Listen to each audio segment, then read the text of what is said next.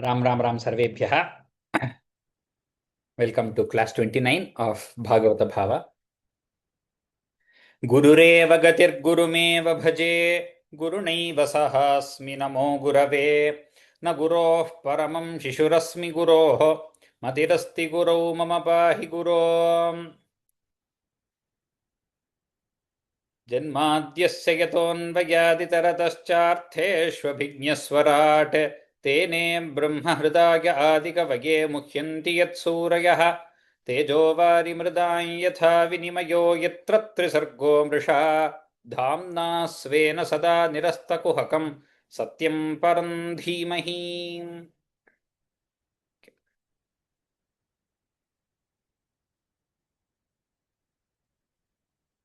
We shall begin with verse 25. We had completed till verse 24 last time. Nitya, you can repeat after me.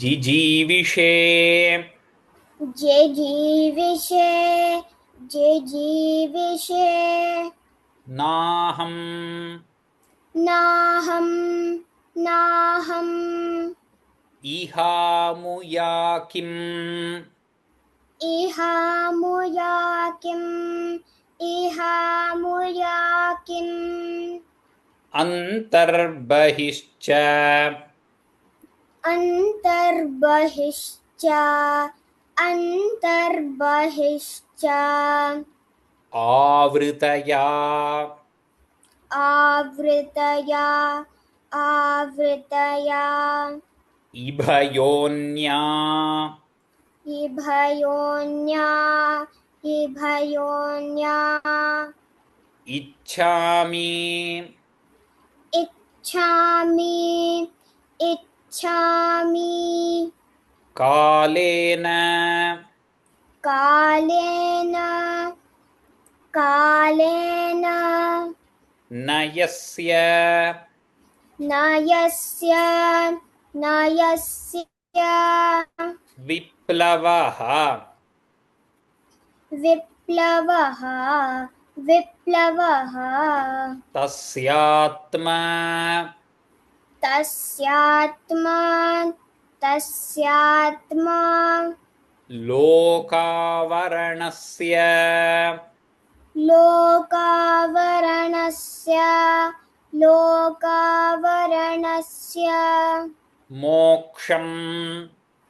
मोक्षं मोक्षं जिजीविषे जिजीविषे नाहमिहामुया किम् नाहमिहामुया किम् नाहमिहामुया किम् अन्तर्बहिश्च अन्तर्बहिश्च अन्तर्बहिश्च आवृतये भयोन्या आवृतये भयोन्या आवृतये भयोन्या इच्छामि कालेन इच्छामि कालेन इच्छामि कालेन न यस्य विप्लवः न यस्य विप्लवः न यस्य विप्लवः तस्यात्मलोक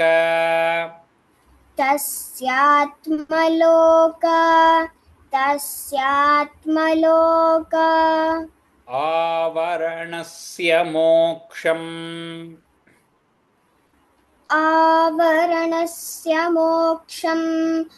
आवरणस्य मोक्षम् जिजीविषेनाहमिहामुया किम्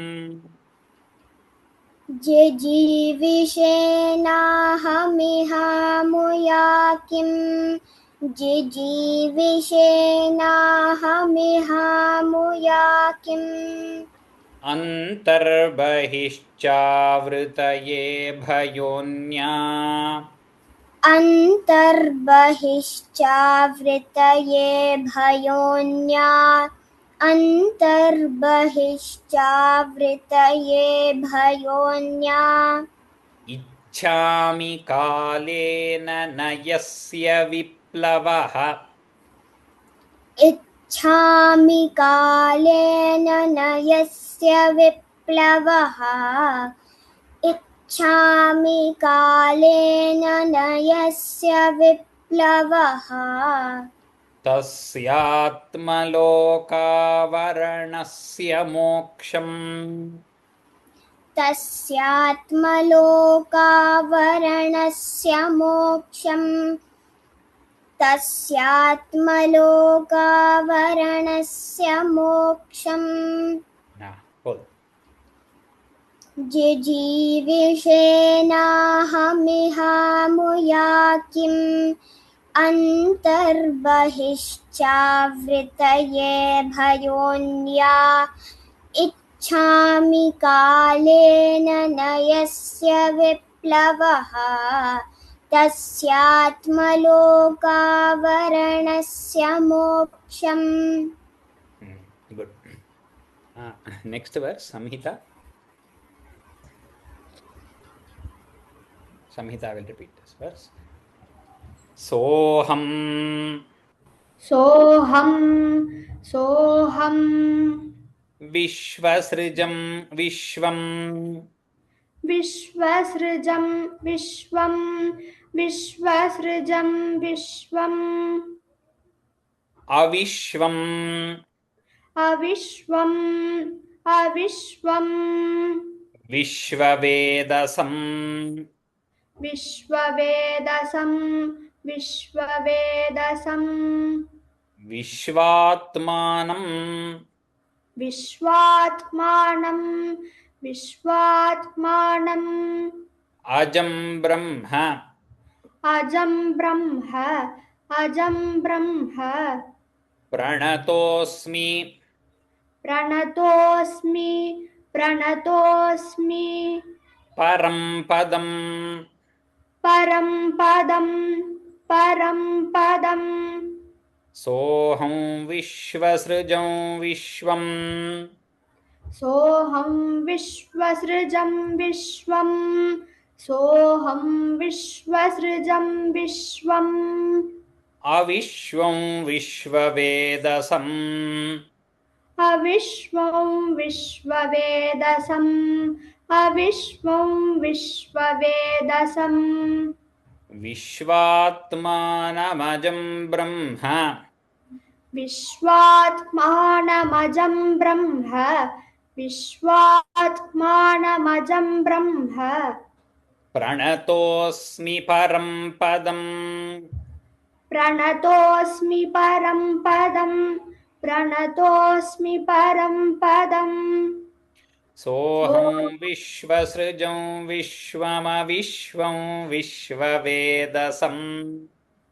सोऽहं विश्वसृजं विश्वमविश्वं विश्ववेदसं सोऽहं विश्वसृजं विश्वमविश्वं विश्ववेदसम् Vishvatmanamajam Brahma Pranatosmi Param Padam विश्वात्मानमजं ब्रह्म प्रणतोऽस्मि परं पदम् विश्वात्मानमजं ब्रह्म प्रणतोऽस्मि परं पदम् Brahma Pranatosmi Dvitva there. You can just join and tell the second layer again. Vishwatmanam विश्वात्मानमजं ब्रह्म प्रणतोऽस्मि परं पदम् विश्वात्मानमजं ब्रह्म प्रणतोऽस्मि परं पदम् सोऽहं विश्वसृजं विश्वमविश्वं विश्ववेदसं विश्वात्मानमजं ब्रह्म प्रणतोऽस्मि परं पदम्. Continue. Yogarandhita योगरन्धित योगरन्धित कर्माणः कर्माणः कर्माणः हृदि हृदि हृदि योगविभाविते योगविभाविते योगविभाविते योगिनोऽयं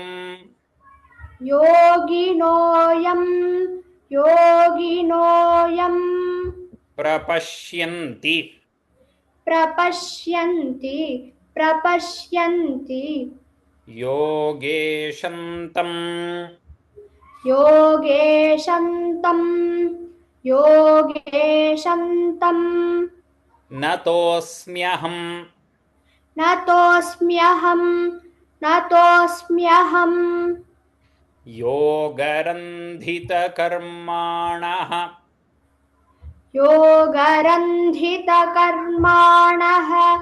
योगरन्धितकर्माणः हृदि योगविभाविते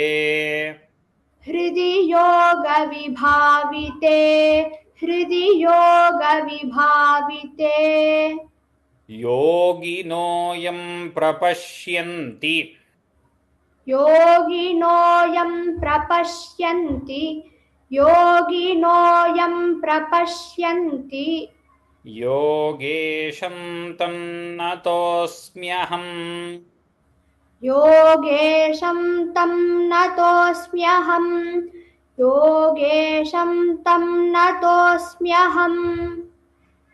योगरन्धितकर्माणो हृदि योगविभाविते योगरन्धितकर्माणो हृदि योगविभाविते योगरन्धितकर्माणो हृदि योगविभाविते योगिनोऽयं प्रपश्यन्ति योगेशं तन्नतोऽस्म्यहम् योगिनोऽयं प्रपश्यन्ति योगेशं तं नतोऽस्म्यहम् योगिनोऽयं प्रपश्यन्ति योगेशं तं नतोऽस्म्यहम् योगरन्धितकर्माणो हृदि योगविभाविते योगिनोऽयं प्रपश्यन्ति योगेशं तं नतोऽस्म्यहम् Next verse, Mahati.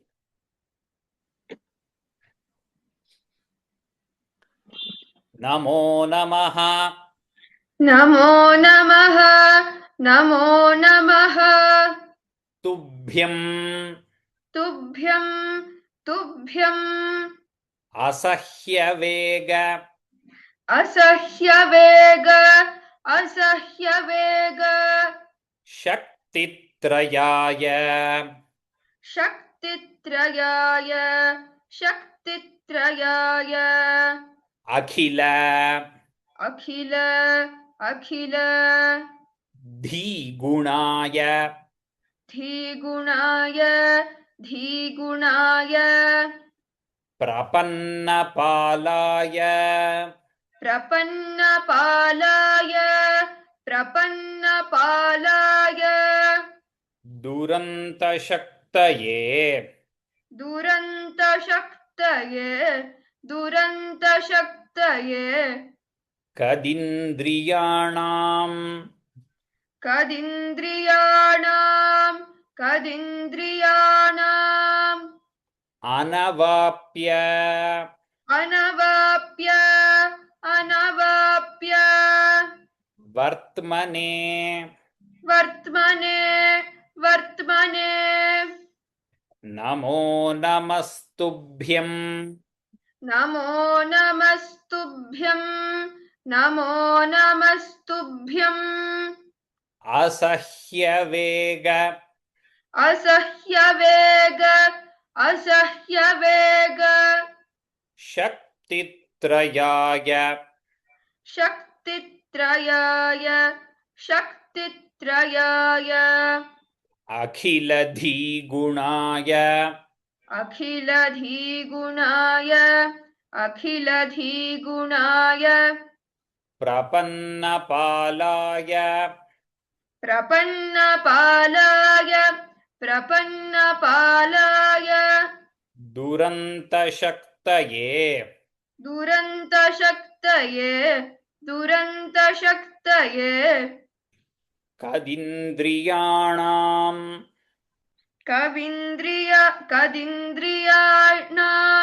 कदिन्द्रियाणाम् अनवाप्यवर्त्मने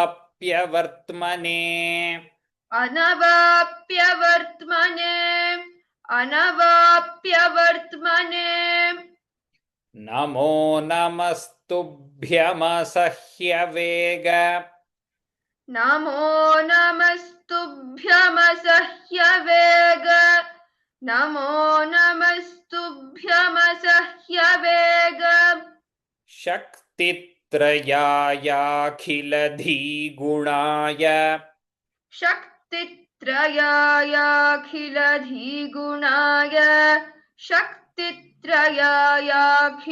शक्तित्रयायाखिलधीगुणाय नमो नमस्तुभ्यमसह्यवेग शक्तित्रयायाखिलधीगुणाय नमो नमस्तुभ्यमसह्यवेग शक्तित्रयायाखिलधीगुणाय नमो नमस्तुभ्यमसह्यवेग शक्तित्रयायाखिलधीगुणाय प्रपन्नपालाय दुरन्तशक्तये प्रपन्नपालाय दुरन्तशक्तये प्रपन्नपालाय दुरन्तशक्तये कदिन्द्रियाणामनवाप्यवर्त्मने कदिन्द्रियाणामनवाप्यवर्त्मने कदिन्द्रियाणामनवाप्यवर्त्मने नमो नमस्तुभ्यमसह्यवेग शक्तित्रयायाखिलधीगुणाय प्रपन्नपालाय दुरन्तशक्तये कदिन्द्रियाणामनवाप्यवर्त्मने Next verse, Soumya Bhagini.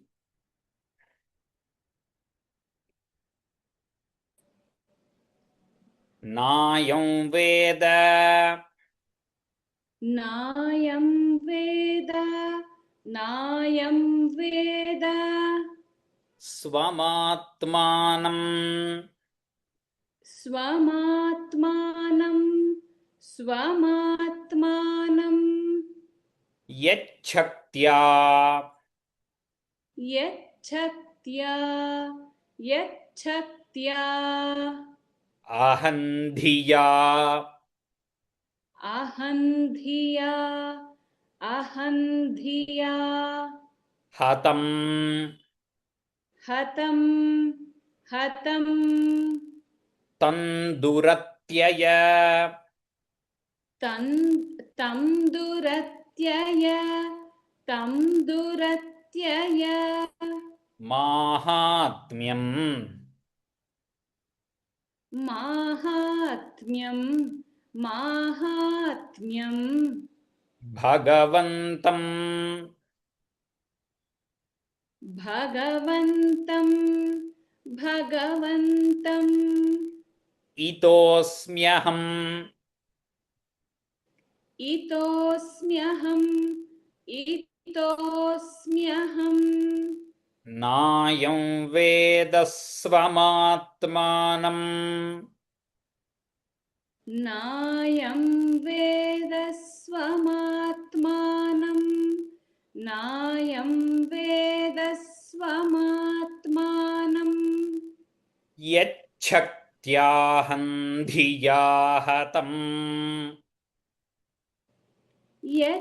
यच्छक्त्याहं धिया हतं यच्छक्त्याहं धिया हतं तन्दुरत्ययमाहात्म्यम् तन्दुरत्ययमाहात्म्यं तन्दुरत्ययमाहात्म्यं भगवन्तमितोऽस्म्यहम् भगवन्तमितोऽस्म्यहम् भगवन्तमितोऽस्म्यहम् नायं वेदस्वमात्मानं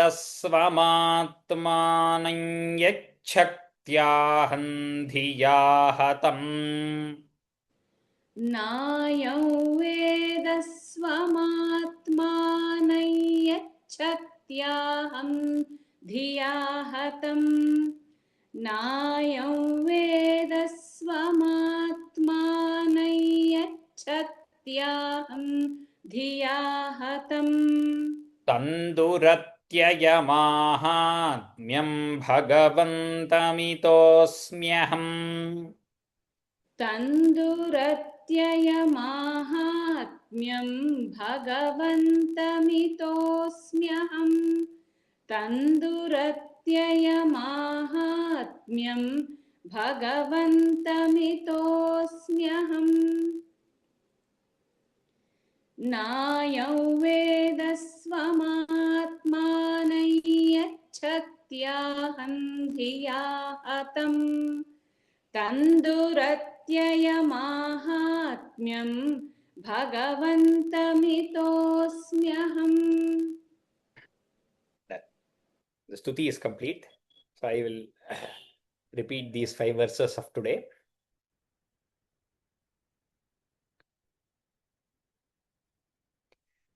जिजीविषेनाहमिहामुया किम् अन्तर्बहिश्चावृतये भयोन्या इच्छामि कालेन न यस्य विप्लवः तस्यात्मलोकावरणस्य मोक्षम् सोऽहं विश्वसृजं विश्वमविश्वं विश्ववेदसम् विश्वात्मानमजं ब्रह्म प्रणतोऽस्मि परं पदम् योगरन्धितकर्माणो हृदि योगविभाविते योगिनोऽयं प्रपश्यन्ति योगेशं तन्नतोऽस्म्यहम् नमो नमस्तुभ्यमसह्यवेगशक्तित्रयायाखिलधीगुणाय